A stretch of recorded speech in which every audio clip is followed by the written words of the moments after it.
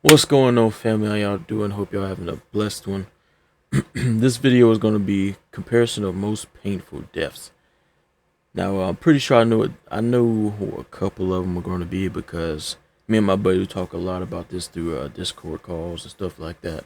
Whenever we're playing the game, we're just talking about wild shit. But yeah, one of the least painful that I know is going to be on the list is drowning because are just like pretty blissful. You know, some people have drowned and came back to life with the shocker things. I forgot what they're called exactly.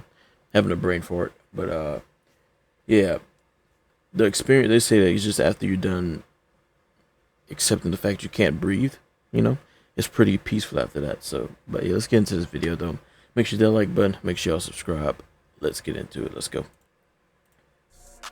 Timothy Treadwell watched his torn-off arm while the enraged grizzly sank its teeth into him. Screams of his girlfriend, Amy Huguenard, echoed in his head. Both became victims of a merciless predator, devouring them alive. Slow death is the scariest thing imaginable, but on the pain scale, crafted from scientific studies, being eaten alive only rates 100 points. Only? Like that's not a lot? He said only like that's not a lot. That's what, like, if y'all going out to the woods without a gun or something, I'm sorry, you asking for it, bro. Especially if you know that there's a lot of wildlife out there, including bears. You're asking for it, bro. Everywhere I go, I have a gun. If you can carry a gun legally, or if you have to for some reason, carry that gun, bro. You'll be glad that you did in the future. I'm telling you. Anything could happen out there in this world nowadays. And it'll happen when you least expect it.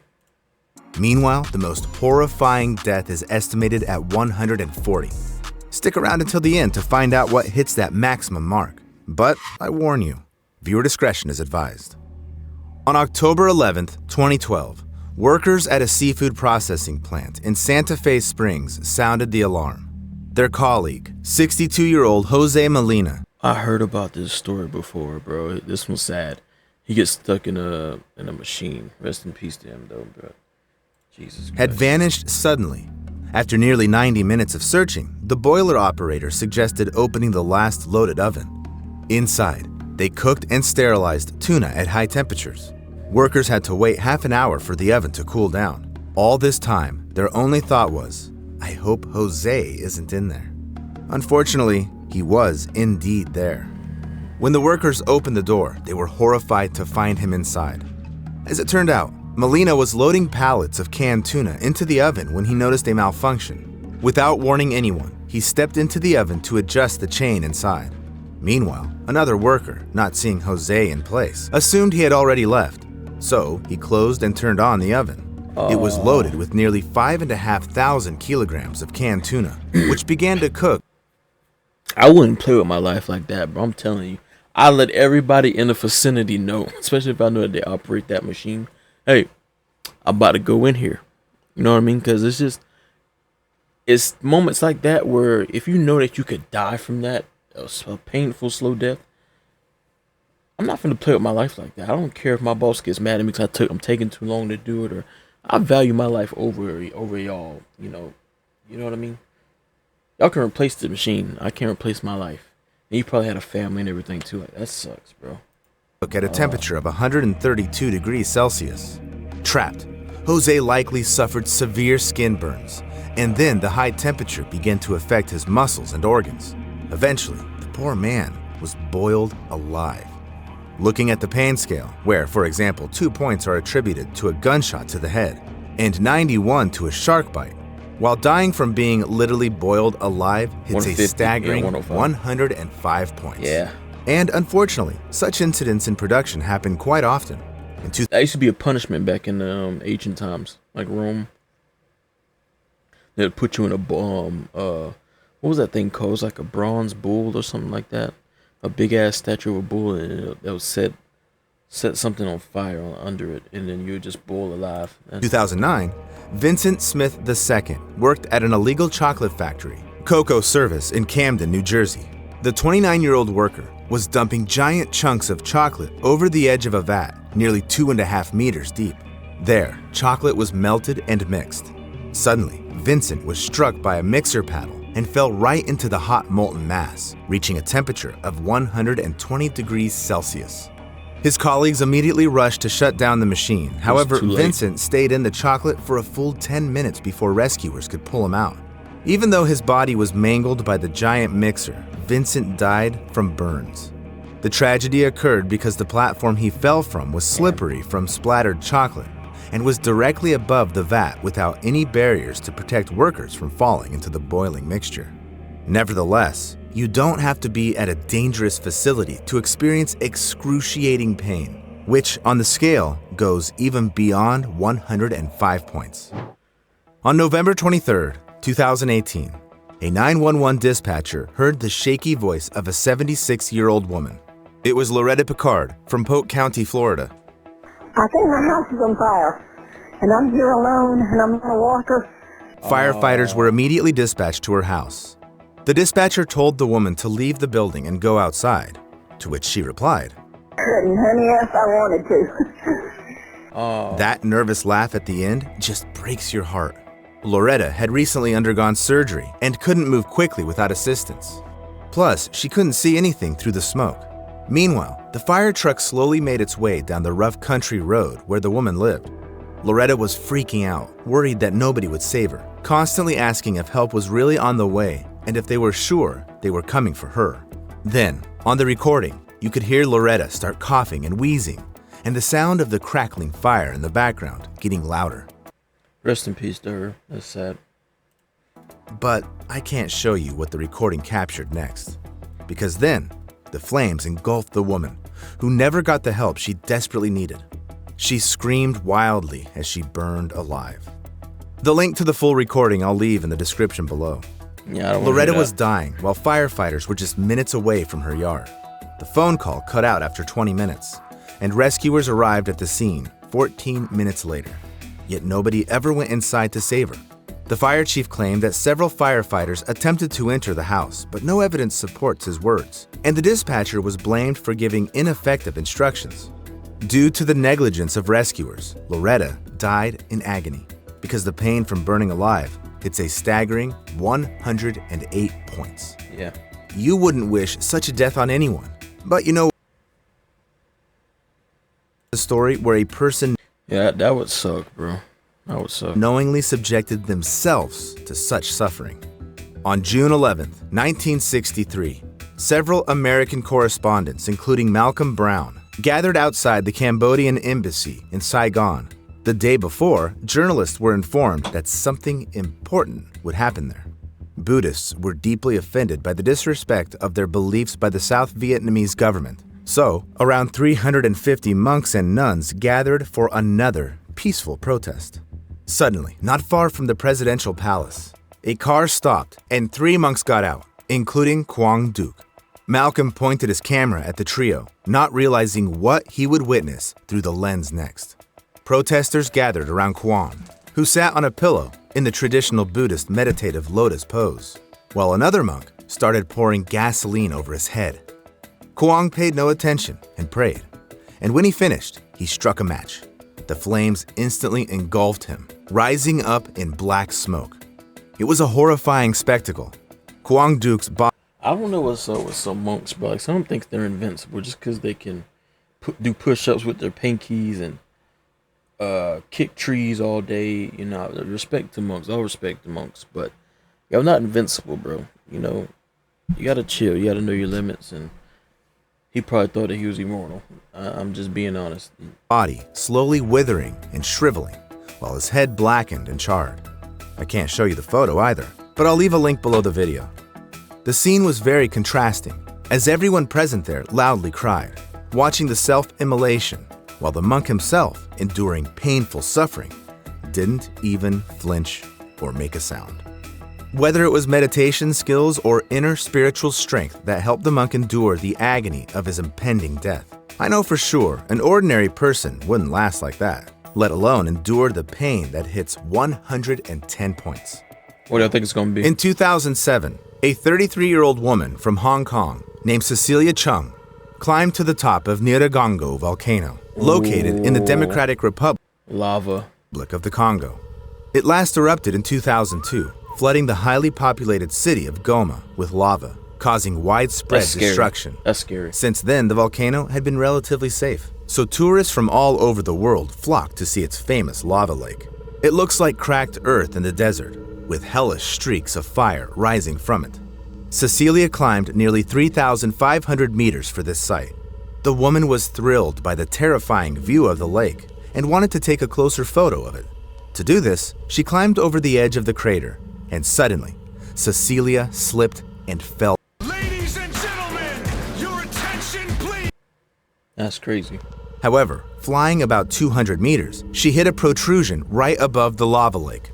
Cecilia felt piercing pain because the impact broke several bones. Oh. She was thrown into the heat, and it was almost impossible to breathe because she was too close to the lava, the temperature of which could reach 950 degrees Celsius. Yeah. A helicopter, rescuers, and a volcanologist were sent to the scene. At first, Cecilia showed signs of life. However, the rescue operations were stopped due to poor visibility. As a result, without waiting for help, she fell into the volcanic lava lake. Eyewitnesses even hoped that the woman died instantly after the impact and fell into the lava without feeling any pain. The thing is that on the pain scale, it hits a whopping 110 points. Yeah. Death in lava, although painful, is instantaneous. That's why many people consciously chose it to end their lives. In 1933, a schoolgirl named Kyoko Matsumoto climbed Mount Mihara, located on the Japanese island of Ito-Ushima, with a girl from her school.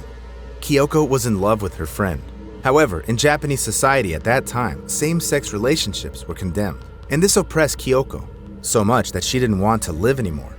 The schoolgirl threw herself into the volcano crater before her lover's eyes. The scariest thing in this story is that the girl became a role model for many Japanese people who wanted to end their lives. By 1935, almost 1,300 people had lost their lives by jumping into Mihara, until the Japanese government built barriers around the area. Still, as countless stories show, people often ignore such prohibitions. In 2016, Colin Scott and his sister, Sable, went on a tour to Yellowstone National Park, known for its geothermal spots. They really look fascinating, but getting close to them is dangerous. The water here may not be as hot as lava in a volcano, but still, the 96 degrees reached by the local water bodies are enough to cause burns and even kill a person. You can still boil. But Colin and Sable ignored numerous warning signs and crossed the restricted area. Suddenly, the guy slipped and fell into the hot water near the Pork Chop Geyser. Did it to himself. Such a death is more painful than death in a volcano because in a hot spring, it doesn't happen instantly, but slowly. Yeah. Moreover, in almost all the park's water bodies, acid sulfate liquids are present to a greater or lesser extent. So when Scott's sister returned with a few rangers, only parts of her brother's head, torso, and arms were visible in the hot spring. By the next morning, Colin's body had completely dissolved. It seems that there couldn't be worse pre-death suffering, but, in fact, there could be. Dissolving in a geyser is far from 140 points on the pain scale. On September 13, 1987, in Goiânia, Brazil, the owner of a local landfill, Devair Ferreira, invited neighbors, relatives, and friends over to show them his interesting find. Devair showed them a strange powder. It was sparkling so mesmerizingly that guests rubbed it on their skin like glitter and took it with them to give to someone else. Yet none of them had any idea what this powder really was. The thing is, the man brought scrap metal, and someone brought from a neglected hospital a metal capsule to his landfill. But those who did it didn't realize they had taken it from a radiotherapy machine. Devair Ferreira ordered the capsule to be cut open, where he found the powder, which was actually radionuclide cesium-137. It is used in treatment to I'm not finna sit here and act like I know what that is, but it sounds like some serious shit that can cause a lot of health issues. So let's keep going. Create a source of gamma radiation capable of affecting human cells. It's specifically directed at cancerous tumors. But if the radiation isn't controlled, it'll also affect healthy cells. Devair, not realizing it, set off a deadly domino effect. So about 250 people came into contact with the powder. Maria Gabriela Ferreira, the wife of the landfill owner, began to suffer from hair loss and internal bleeding. One of Devair's hired workers, Israel Bautista dos Santos, developed serious respiratory and lung complications. The other one, Admilson Alves de Souza, had his heart affected.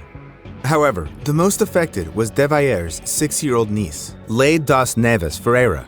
She was placed in an isolated hospital room, but the staff was afraid to approach the child. The girl gradually developed swelling in the upper part of her body, hair loss, kidney and lung damage, and, just like Gabriela, she suffered from internal bleeding. On the pain scale, these feelings hit a whopping 125 points. Jesus. All the people who came into contact with the blue powder got various diseases, and this quartet later died.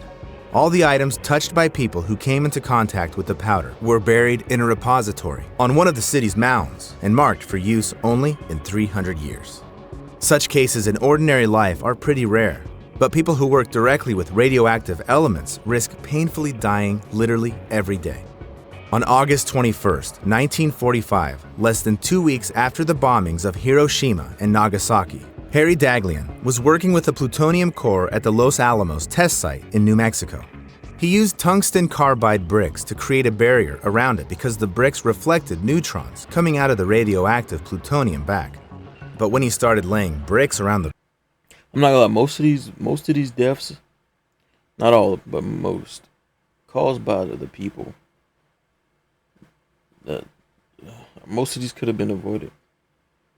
But still, rest in peace to everybody that died. core, he suddenly dropped one of them right on him. At that moment, the brick caused an uncontrolled nuclear fission chain reaction. It covered the scientist with a deadly dose of radiation of 5.1 sieverts. Jesus. After receiving a radiation burn, a person experiences countless excruciating sensations at once. The skin blisters and ulcers, after which the vessels in it burst, and the person dies. In addition, due to the high dose of radiation, you feel how each of your organs slowly fails until you die. And that's exactly what happened on the 25th day of Harry Daghlian's suffering. The slow death from radiation and all the previous steps on the pain scale are united by the fact that these pains weren't inflicted intentionally on the victims. However, fortunately, you cannot accidentally expose yourself to suffering that is at the maximum mark of 140 points. Even if you find yourself in the I knew from the get-go that one of the most painful deaths was going to be chemically. I already knew that shit. mouth of a volcano or in the heart of a nuclear reactor. So, the most painful sensation in the world is skinning. This refers to a specific torture. Before it, the skin was softened using sunburns or hot water. Then, the torturer made incisions starting from the least sensitive parts of the body and ending with the delicate skin of the face. The process was designed to keep the victims alive as long as possible, maximizing pain.